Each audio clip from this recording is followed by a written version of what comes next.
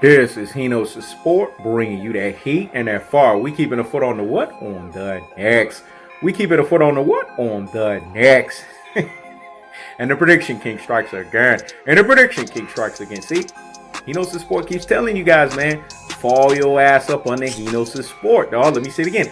Fall your ass up on the Hinos Sport, because he's bringing you that what? That heat and that fire. And keeping a foot on the what? On the next. And keeping a foot on the what? On the next. What did Hinos Sport tell you guys? That Damian Lillard is not a superstar. Just like Hinos Sport was telling you guys about Luka Doncic. Because I understand these offensive-oriented, only-minded type of players. If you've been following this platform long enough, when Hinos Sport makes these type of predictions, they come to pass. Let me say it again. When Hinos Sport makes these type of predictions, they come to pass. Because there's two dichotomies that's involved in the prediction king style and fashion. There's commonest sense. Hinos Sport has the most commonest sense on the face of this damn planet. Let me say it again. Hinos Sport has the most commonest sense on the face of this planet.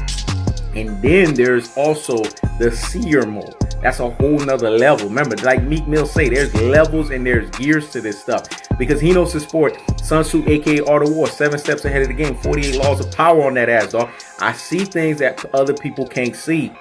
I knew that Kawhi Leonard was going to teach Luka Doncic that lesson. And instead of Luka Doncic saying that his idol, this is when I knew Luka Doncic wasn't about shit. Let me say it again.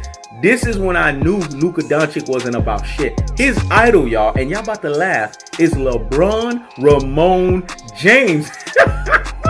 That's why I'm laughing at people that actually sat there and got on this Luka Doncic stock.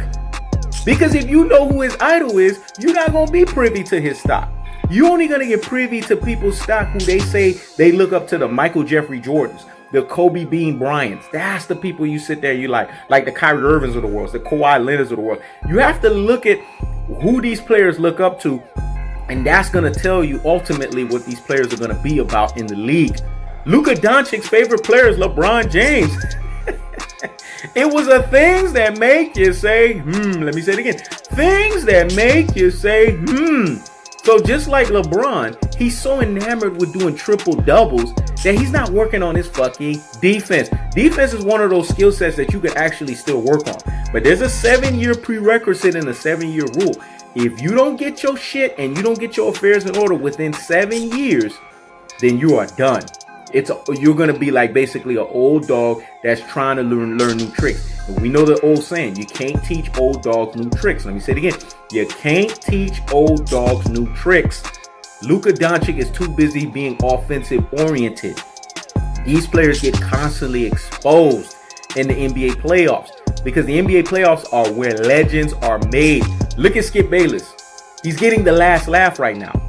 This is what Hinos Sport was telling you guys when he said that Damian Lillard fell for the old school bait and trap theology. Look at Skip Bayless the other day. He was clowning Damian Lillard. And he was justified in saying he is not a super in front of the star. It's time to put respect on Hinos Sport's name, because Hinos Sport was getting a lot of flack. Hinos Sport was getting a lot of detractorisms. Hinos Sport was getting a lot of panderisms. Hinos Sport was getting a lot of reverse biasism for saying what was the obvious truth. When you judge basketball at the highest levels, it goes back to the Hinos Sport saying, maybe my basketball standards are too high, or maybe y'all motherfuckers can't keep up. Let me say it again. Maybe my basketball standards are too high, or maybe y'all motherfuckers can't keep up. And I see that y'all motherfuckers really can't keep up because my basketball standards are too fucking high. I've seen the game played at the highest levels. I know what the highest levels is all about, and I judge this thing at the highest damn levels. Let me say it again. I've seen this game play at the highest levels. I know what the highest levels is all about, and I judge this thing at the highest levels. And the highest levels is a player that is a Geppetto that can play on both sides of the coin. Elite offensively, but your rabbit ass better be elite defensively. You better be able to play on both sides of the equation. Shut down your opponent, but also score like nobody's business. Luka Doncic, you got homework to do. Because Kawhi Leonard showed you there's years. Like Meek Mill say, there's levels to this stuff. There's levels to this shit. You better go in the offseason and work on your fucking defense. But knowing the Luka Doncic types that are going to continuously get exposed because they are the basketball versions of a Tony Romo, i.e. Zab Judah, Damian Lillard falls in the same category as this. They're not going to work on their shit. So Damian Lillard is going to get fucking exposed continuously. This is what He Knows the Sport was trying to tell you guys, man. I've seen these type of players before. He Knows the Sport is not sold on these players because they only can do one thing great. Doing one thing great is not complete.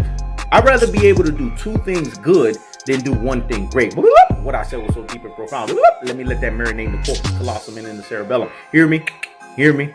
Well, I'd rather do two things good than one thing great. Meaning, I'd rather be a good offensive player and a good defensive player than just being a great offensive player. That's what you get with Damian Lillard. That's what you get with Luka Doncic. This is why I know they were going to get exposed. To be a superstar, you have to definitively beat a superstar. Luka Doncic failed in that aspect. Keep that same energy. Where y'all at now? Luka fanboys and fangirls, where the hell are y'all at? Damian Lillard, Dame Dollar, failed in that aspect. Where y'all at, Dame Dollar fanboys and fangirls?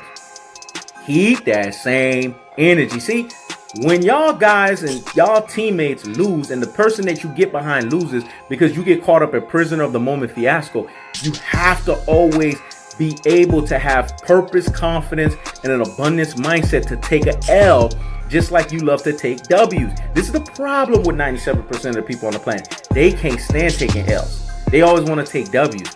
He Knows the Sport can take his L's with his W's and just act like he ain't shrugged nothing off. Because at the end of the day, win, lose, or draw, I'm going to be that true alpha extraordinaire. Let me say it again. Win, lose, or draw, I'm still going to be that true alpha extraordinaire governed by true alpha economics. Chuck it up into a learning lesson and turn that bad boy around into something different. That's what you do. That's what pressure does. It does one or two things. It either builds character or it reveals your insecurity or misery. Let me say it again. It either builds character or it reveals your insecurity and misery.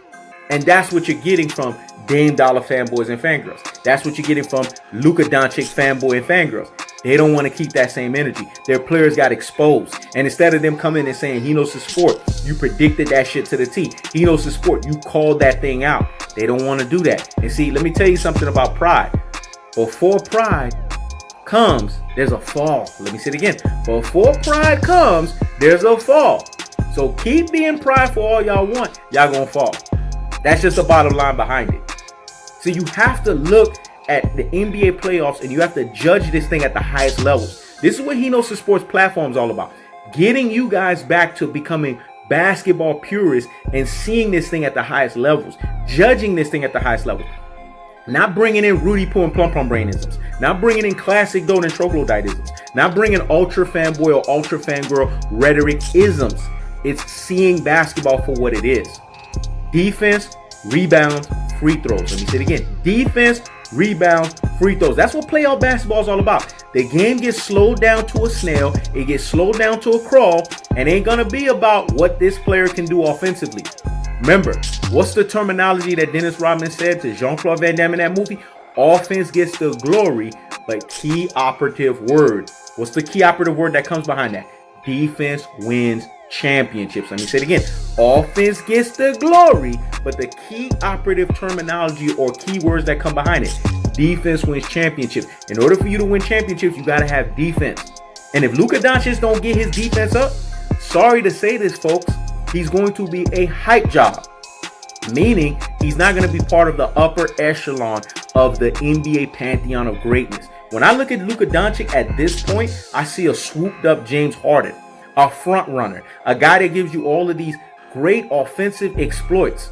But when the push comes to shove, in pressurized situations, he falls short. That's the same thing with Damian Lillard. That's why Damian Lillard got his ass exposed. Why do you think Skip Bayless was laughing? And Skip Bayless didn't even go hard. Because Skip Bayless probably thought he was going to get some flack for it. If I was in Skip Bayless' position, I probably would have went hard. But he's validated now. Now you guys see why he said Damian Lillard is not super in front of star. Because to be a super in front of star, you need to be a Geppetto. You need to be elite on both sides of the equation. Stop giving terminology to people when you don't even understand the the dichotomy, the substance, the sustenance behind that terminology. When you say superstar, that means that the player is elite on both sides of the equation, not just one. And if you're just calling somebody a superstar because they're giving you something great, either offensively or defensively, then you need to check your basketball knowledge at the door. That's the cold-hearted, that's the unadulterated, and that's the cutthroat true tennis fashion.